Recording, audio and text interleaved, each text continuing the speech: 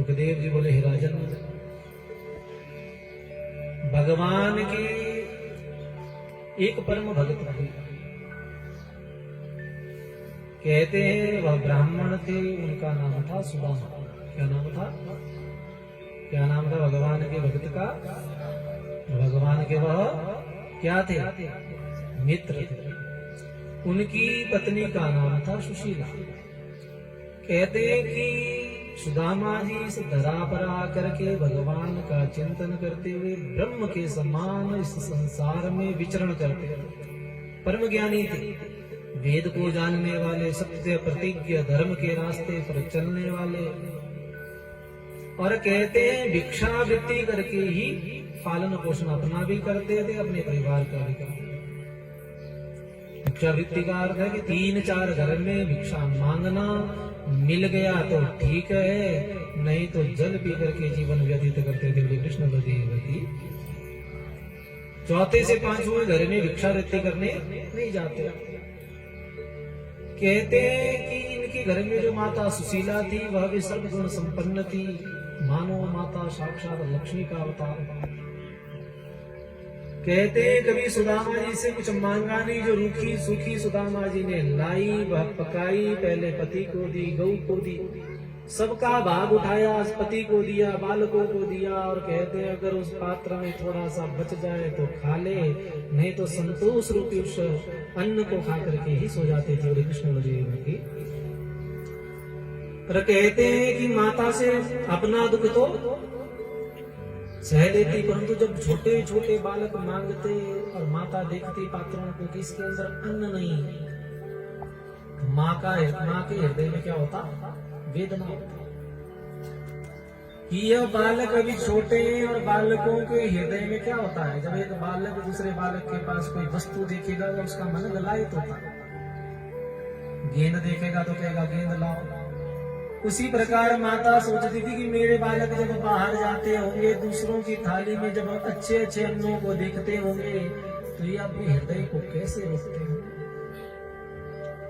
और एक दिन माता ऐसी कथा सुनने गई थी, और विप्र ब्राह्मण सुना रहे थे कि ऐसे ऐसे द्वारिकाधीश भगवान है, उनके परम मित्र एक सुदामा हुए।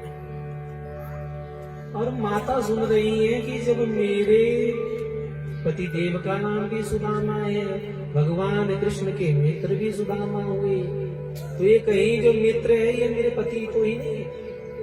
आज माता घर में गई और कहा, महाराज मैंने सुना है जो द्वारिकाधीश भगवान है, जो पहले ब्रजमंडल में रहा करते थे और इस समय द्वारिका में आकर के निवास कर रहे हैं, उनके एक मित्र सुदामा थे। सुदामा जी ने कहा, ठीक बोल रहे, हे पतिदेव, कई वो सुदामा नाम के मित्र आप तो नहीं? सुदामा जी ने कहा, हाँ, हम संदीपनी ऋषि के आश्रम में पढ़ते थे, अध्ययन करने के बाद वह अपने राज्य की ओर निकल गए, मैं अपने घर की ओर आ गया।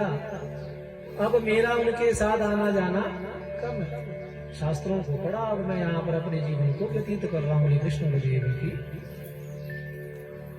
माता की आंखों में अश्रु आ गया, जिसका मित्र समस्त संसार का राजा होवे, लोकी में समस्त धन का साम्राज्य जिसके पास होवे, ऐसा मेरे पति का मित्र, और यह भिक्षावृत्ति कर करके जीवन को व्यतीत कर रहा है।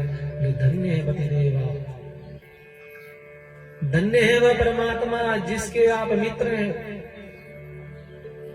हे प्रभु, आपको कभी हृदय में ऐसा भाव नहीं आया कि मैं अपने मित्र से मिलाऊं? यहाँ पर सुदामा जी कहते हैं कि देवी, मुझे शास्त्रों के द्वारा नियमों के अनुसार मैं अपने जीवन को व्यतीत कर रहा हूँ। क्या कर रहा हूँ? जीवन को व्यतीत कर रहा हूँ। परंतु आज तुमने मुझे मेरे मित्र का स्मरण करवाया, तो अब वह जो लौ जली है तो मन करता है कि जाऊं। तो शास्त्र कहता है कि मित्र के घर में खाली नहीं जाना चाहिए। तो माता कहती है कि यदि मन में कहीं भाव मरता होगी सुदामा जी कि आपको कृष्ण से मिलना है तो कहते हैं मित्र से, गुरु से और परमात्मा से मिलने में यदि हृदय में अगर भाव प्रकट हो जावे तो जा करके उनके दर्शन कर लेने चाहिए विष्णु बलदेव की। और आप अन्न की चिंता मत कीजिए। और कहते हैं माता ने क्या किया, जो आस पास के 3-4 घर से वहां से चिड़वा ले, चावल का एक चिड़वा बनता है इसको पोहा कहते हैं। क्या कहते हैं? 4 मुट्ठी पोहे के लिए एक फटे पुराने कपड़े में बांधा और कहा, लो महाराज आप कहते थे आपके पास मित्र को देने के लिए कुछ नहीं है, क्योंकि शास्त्र कहता है मित्र, गुरु और परमात्मा के घर में जब जाते हैं तो खाली हाथ नहीं जाते। और हमारे हिमाचल में आज भी परंपरा है, जब कोई पुण्य का काम होता है, कोई अगर उद्यापन होता है, किसी प्रकार का उत्सव होता है, तो हमारे घर में आज भी फल लेकर के जाते हैं कृष्ण बलदेव की, खाली हाथ कोई नहीं जाता। तो कहते सुदामा जी ने कहा, धन्य है तुझे, खाने में घर के में एक अन्न का दाना नहीं और 4 मुट्ठी चिड़वा, जिसमें हमारा घर 4 महीने चलता वो ला करके दे दिया। साक्षात मानो माता सुशीला अन्नपूर्णा।